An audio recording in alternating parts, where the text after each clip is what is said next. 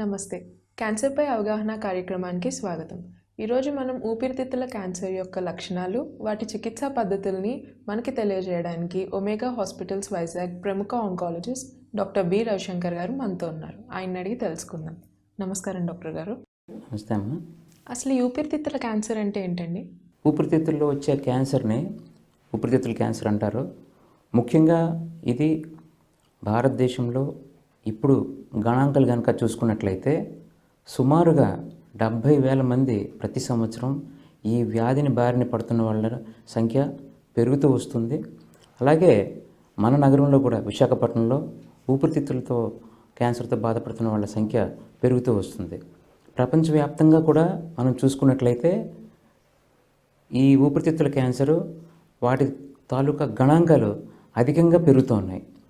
ఈ ఊపిరితిత్తుల cancer second most common cause for death in most of these patients. Okay sir. ఇప్పుడు ఈ lung cancer రావడానికి కారణాలు ఏంటి సార్? లంగ్ క్యాన్సర్ రావడానికి ముఖ్యంగా 80% పేషెంట్స్లో పొగాకు వాటి పదార్థాలు ఉపయోగించిన వాళ్ళలో ఈ లంగ్ క్యాన్సర్ని ముఖ్యంగా చూస్తూ ఉంటాం. ఏదో ఒక రూపంలో సిగరెట్టే కావచ్చు, సిగార్, చుట్టా లేదా హుక్కా, ఏదో ఒక రూపంలో ఎవరైతే ఈ పొగాకుని పీలుస్తారో అటువంటి వారిలో ఈ లంగ్ క్యాన్సర్ని ఎక్కువగా చూస్తూ ఉంటాం. అదే కాకుండా మనం ఈ లంగ్ క్యాన్సర్ని మిగిలిన 15-20% పేషెంట్స్లో ఏ విధమైన కారణం లేని వాళ్ళలో కూడా కొంతమందిలో చూస్తూ ఉంటాం. ఇదివరకు ఏదైనా ఒక ట్యూబర్క్లోసిస్ కానీ ఒక ఇన్ఫెక్షన్ వలన ఒక స్కార్ ఏర్పడితే లంగ్లో, అటువంటి స్కార్ నుంచి కూడా ఈ లంగ్ క్యాన్సర్ మళ్ళా స్టార్ట్ అయ్యే అవకాశం ఉంది. ఇదే కాకుండా మనకి చాలా ఇంపార్టెంట్ ఇష్యూ ఏంటంటే ఆక్యుపేషనల్ హజార్డ్. ఈ కెమికల్ ఇరిటెంట్స్ ఏవైతే ఉన్నాయో వాటికి మనం కనుక ఎక్స్పోజ్ అయ్యి ఉంటే ఏదో ఒక రూపంలో, అంటే ఆక్యుపేషనల్ హజార్డ్ రూపంలో కానీ ఏదైనా ఒక రూపంలో మనం కనుక దానికి ఎక్స్పోజ్ అయ్యి ఉంటే లంగ్ క్యాన్సర్ వచ్చే అవకాశం అధికంగా ఉంటుంది. అటువంటి వాటిలో ముఖ్యంగా యాస్బెస్టాస్. ఈ యాస్బెస్టాస్ అనేది ఒక ఫైబర్. ఈ ఫైబరు ఈ లంగ్ లోపలికి వెళ్ళిన తర్వాత అది అక్కడ ఉండి అక్కడ క్రానిక్ ఇన్ఫ్లమేషన్ కాజ్ చేసి తర్వాత దశలో ఇది క్యాన్సర్కి దారితీస్తుంది.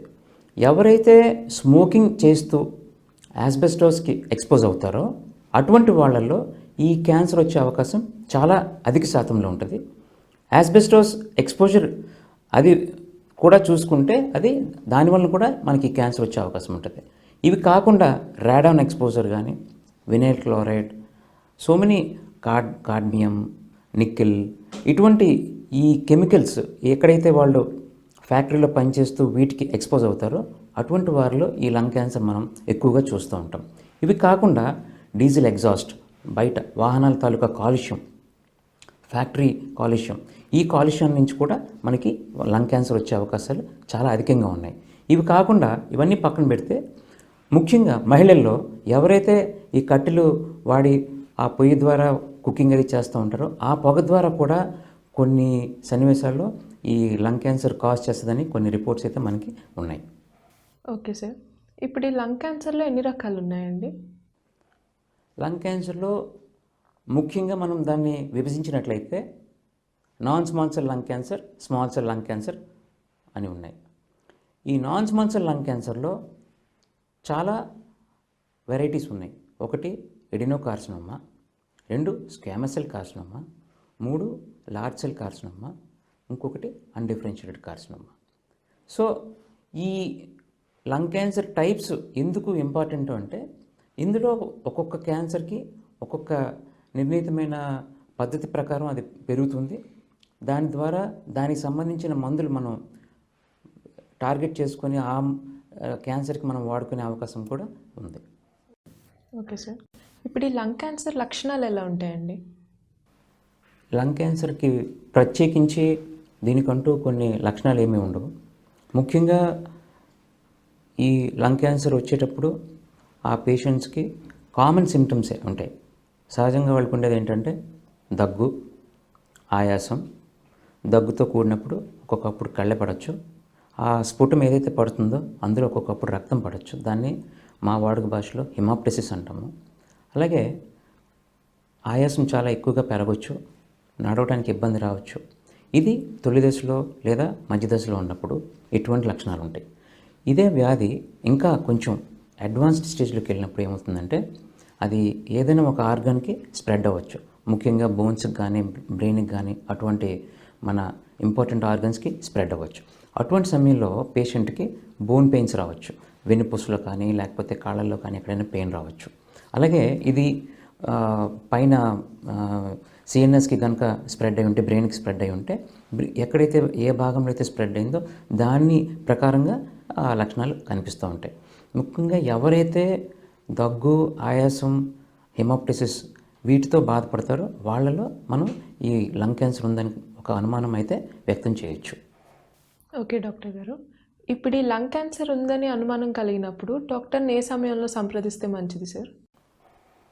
ముఖ్యంగా ఈ పేషెంట్స్ చాలామందిలో 80% పేషెంట్స్ ఈ స్మోకింగ్ అలవాటు ఉంటుంది కాబట్టి వాళ్ళకి కాఫ్ కానీ ఆయాసం కానీ వీటన్నిటికీ అలవాటు పడిపోతారు. అటువంటి సమయంలో ఎప్పుడైతే ఈ దగ్గు తగ్గకుండా ప్రొలాంగ్డ్గా ఉంటుందో, ఎప్పుడైతే దగ్గుతో కూడినప్పుడు వాళ్ళకి బ్లడ్ పడుతుందో అటువంటి సమయంలో తప్పకుండా వాళ్ళు డాక్టర్ గారిని సంప్రదించాలి. అలాగే స్మోకింగ్ అలవాటు లేని వాళ్ళలో ఎప్పుడైతే ఈ దగ్గు ఎక్కువ కాలం తగ్గకుండా ఉంటుందో, అలాగే ఆయాసం కూడిన దగ్గు, ఈ దగ్గుతో కూడిన కఫం రావడం, ఈ కఫంలో కనుక ఏమాత్రం బ్లడ్ పడింది అంటే అటువంటి సమయంలో తప్పనిసరిగా మీరు డాక్టర్ గారిని సంప్రదించాలి. Okay sir. డాక్టర్ గారు, ఇప్పుడు ఈ వ్యాధిని ఎలా గుర్తిస్తారు? ఈ వ్యాధిని ముఖ్యంగా ఒక సింపుల్ ఎక్స్రేతో గుర్తిస్తాం. ఈ ఎక్స్రే అనేది తొలి దశలోనే తీయించుకుంటే చాలా మంచిది. ఎక్స్రేలో ఎప్పుడైతే మనకి ఒక డౌట్ ఏర్పడుతుందో, అంటే ఒక కన్నం లాంటిది ఏర్పడవచ్చు లంగ్లో, లేదా ఒక కాయ కింద ఉండొచ్చు, లేదా లంగ్స్ మధ్యలో ఒక 2-3 కాయల కిందనే ఉండొచ్చు. ఇటువంటి సమయంలో ఫర్దర్గా ఆ పేషెంట్ని మనం ఇన్వెస్టిగేట్ చేయాలి. దాన్నే సిటీ స్కాన్ అంటాం. ఈ సిటీ స్కాన్లో మనకి ఎక్స్రే కన్నా ఎక్కువ ఇన్ఫర్మేషన్ని, ఈ వ్యాధిని ఎలాగా ఏ ప్రాంతాలకి ఇది ప్రాకింది, ఈ వ్యాధి తాలూకా ఏ మోతాదులో ఉంది అనే విషయాలన్నీ కూడా మనకి సిటీ స్కాన్లో తెలుస్తాయి. ఇప్పుడు మనం ఈ తరంలో మనం వాడే నూతన విధానం ఏంటంటే పెట్ స్కాన్. పెట్ స్కాన్ అనేది బాడీలో ఎక్కడ స్ప్రెడ్ అయినా ఆ వ్యాధిని గుర్తించగల శక్తి గల ఈ స్కాన్ని మనం ఉపయోగించుకోవడంలో ఏ స్టేజ్లో ఉందన్నది మనం గుర్తించవచ్చు. ఈ పెట్ స్కాన్ మా హాస్పిటల్ వైజాగ్ ఒమేగా హాస్పిటల్లో అవైలబిలిటీ ఉంది. ఎప్పుడైనా వచ్చి చేయించుకోవచ్చు. Thank you sir. ఇప్పుడు ఈ బయోప్సీ అనేది ఈ పేషెంట్స్లో ఎలా ఉపయోగపడుతుంది సార్? ముఖ్యంగా ఈ పేషెంట్స్లో చాలామందికి లంగ్ పైభాగంలో ఉన్న పొరల మధ్య వాటర్ చేరే అవకాశం ఉంటుంది. దాన్ని మనం ప్లూరల్ ఎఫ్యూషన్ అని అంటాం. ఈ వాటర్ని తీసి మనం టెస్ట్ చేయిస్తే ఆ టెస్ట్లో కనుక ఏమాత్రం ఈ క్యాన్సర్కి సంబంధించిన కణాలు గుర్తించినట్లయితే ఫర్దర్గా మనం ఇన్వెస్టిగేట్ చేయాలి. బయాప్సీ అనేది అనేక పద్ధతులతో చేయొచ్చు. ఒకటి, ఒక బ్రాంకోస్కోప్ వేసి దాని ద్వారా చేసే బయాప్సీని ట్రాన్స్ బ్రాంకియల్ బయాప్సీ అంటారు. అదేవిధంగా బయట నుండి ఒక సిటీ ఆధారంతో చేసే బయాప్సీని సిటీ గైడెడ్ బయాప్సీ అంటారు. లేదా ఎక్కడైతే వాటర్ చేరుతుందో దానిలోని ఒక స్కోప్ పెట్టి బయాప్సీ తీస్తే దాన్ని థొరకోస్కోపిక్ గైడెడ్ బయాప్సీ అంటాం. ఏదైనా సరే ఒక చిన్న సూదితో చేసే పరీక్షని ఫైన్ నీడిల్ ఆస్పిరేషన్ సైటాలజీ లేదా ఎఫ్ఎన్ఏసి అంటాం. దాంతో మనకి క్యాన్సర్ కణాలు ఉన్నాయా లేదా అనేది తెలుస్తుంది. కానీ బయాప్సీ అనేది చాలా ఇంపార్టెంట్. ఎందుకు ఇది ఇంపార్టెంట్ అంటే బయాప్సీలో ఈ క్యాన్సర్ ఎటువంటి cancer, non small cell lung క్యాన్సరా, స్మాల్ సెల్ లంగ్ క్యాన్సరా? ఒకవేళ non small cell lung cancer అయితే ఇది ఎడినోకార్సినోమనా, స్క్వేమస్ సెల్ కార్సినోమనా, ఇది లార్జ్ సెల్ కార్సినోమనా, అటువంటి ఏ టైప్ అనేది తెలుసుకోవాలి అనుకుంటే బయాప్సీ చాలా అవసరం. సో బయాప్సీ రిపోర్ట్ రావడానికి మినిమం 5 to 7 days పడుతుంది. అదేవిధంగా ఈ బయాప్సీ మనకి ఈ పేషెంట్కి ట్యాబ్లెట్స్ రూపంలోనే ట్రీట్మెంట్ చేయొచ్చా, ఇంజెక్షన్స్ అవసరం ఏమైనా ఉందా అనే విషయాన్ని కూడా మనం తెలుసుకోవచ్చు. దాన్ని మనం మాలిక్యులర్ టెస్టింగ్ అంటాం. ఈ మాలిక్యులర్ టెస్టింగ్ ఇప్పుడు ఎలా చేస్తారంటే బయాప్సీ మెటీరియల్ ఏదైతే ఉంటుందో దాన్ని మనం ఒక స్పెషల్ ల్యాబొరేటరీకి పంపించి ఆ ల్యాబొరేటరీలో ఈ బయాప్సీ మెటీరియల్ని ప్రాసెస్ చేస్తే మనకి ఈ పేషెంట్కి ఏ విధమైన మాలిక్యులర్ చేంజెస్ ఉన్నాయి అని మనం గుర్తిస్తాం. ఆ మాలిక్యులర్ చేంజెస్ ఏవైతే ఉన్నాయో దాని ప్రకారం మనం ట్రీట్మెంట్ని ఆ పేషెంట్కి అనుగుణంగా మనం చేయగలుగుతాం. కాబట్టి బయాప్సీ అనేది చాలా ఇంపార్టెంట్. డాక్టర్ గారు, ఇప్పుడు ఈ వ్యాధికి చికిత్స ఏ విధంగా ఇస్తారండి? ఈ వ్యాధికి చికిత్స ముఖ్యంగా మనం స్టేజ్ని ప్రకారంగా ఇస్తాం. సపోజ్ పేషెంట్ కనుక చాలా తొలి దశలోనే గుర్తించగట్లయితే, 1వ స్టేజ్లో కానీ 2వ స్టేజ్లో కానీ గుర్తించినట్లయితే అటువంటప్పుడు ఒక సర్జికల్ ఆంకాలజిస్ట్ ఒపీనియన్ తీసుకొని ఆ పేషెంట్కి ఆపరేషన్కి మనం రెడీ చేసి ఆపరేషన్ ద్వారా ఈ వ్యాధిని పూర్తిగా మనం నయం చేయొచ్చు. ఈ ఆపరేషన్ ఏ లోబులు అయితే ఉందో ఆ లోబుని తీస్తే దాన్ని లోబెక్టమీ అంటాం. పూర్తిగా లంగ్ని తీస్తే న్యూమనెక్టమీ అంటాం. న్యూమనెక్టమీ ద్వారా పూర్తిగా జబ్బుని తీసేయచ్చు. అయితే ఈ పేషెంట్ ఈ సర్జరీకి ఫిట్టా కాదా, ఒకవేళ ఒక లంగ్ పూర్తిగా తీసిన తర్వాత ఆయన నార్మల్గా జీవనం గడపగలడా లేదా అనేది తెలుసుకోవడం చాలా ముఖ్యం. అందుకని దానికి తగిన పరీక్షలు ఆపరేషన్కి ముందు చేసిన తర్వాత పేషెంట్ ఫిట్ అయితేనే అప్పుడు ఈ సర్జరీ అయితే న్యూమనెక్టమీ లేదా లోబెక్టమీ ఏది కావాలనుకుంటే అది ఆ పేషెంట్కి ఏది అవసరమైతే అది మనం చేసి తద్వారా సర్జరీ ద్వారా పూర్తిగా దాన్ని మనం నాశనం చేయొచ్చు. అదేవిధంగా ఏ పేషెంట్స్లో అయితే ఈ వ్యాధిని మనం సర్జరీ ద్వారా తొలగించలేకపోతామో అటువంటప్పుడు దీన్ని పూర్తిగా నాశనం చేయడానికి స్టీరియోటాక్టిక్ రేడియో సర్జరీ లేదా స్టీరియోటాక్టిక్ అబ్లేటివ్ రేడియోథెరపీ అని SRS, SBRT అనేవి కొత్తగా ఇప్పుడు మనకి వాడుకలో వచ్చాయి. వీటిని మనం తొలి దశలో ఉన్నప్పుడు మాత్రమే వాడగలం. వీటిని ఎలా వాడతాము అంటే అత్యాధునికమైన మిషన్, ఉదాహరణకి మా హాస్పిటల్లో ఉన్న వెర్సా HD అనే మిషన్ ద్వారా SRS, SBRT అనే అధునాతనమైన ఈ ట్రీట్మెంట్ పద్ధతులని ఉపయోగించి పేషెంట్ని పూర్తిగా మనం ఈ క్యాన్సర్ కణాలని నశింపచేయవచ్చు. తర్వాత ఇదే పేషెంట్స్కి మనం కీమోథెరపీ కూడా అవసరం ఉండొచ్చు.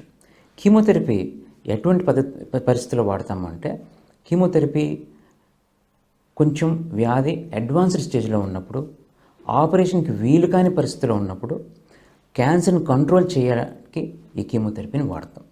కీమోథెరపీలో స్క్వామస్ సెల్ కార్సినోమా అయితే కొన్ని రకాల మందులు, ఎడినో కార్సినోమా అయితే కొన్ని రకాల మందులు, దానికి అనుగుణంగా మనం పేషెంట్ యొక్క హైటు వెయిట్ చూసి దాని ప్రకారం పేషెంట్ తాలూకా బ్లడ్ టెస్ట్లు చూసిన తర్వాత ఆ బ్లడ్ టెస్ట్లు హైటు వెయిట్ చూసిన తర్వాత ఆయనకి ఎంత అవసరమైతే అంత ఆ మందునిచ్చి ఈ క్యాన్సర్ కణాలని తగ్గించగలుగుతాం.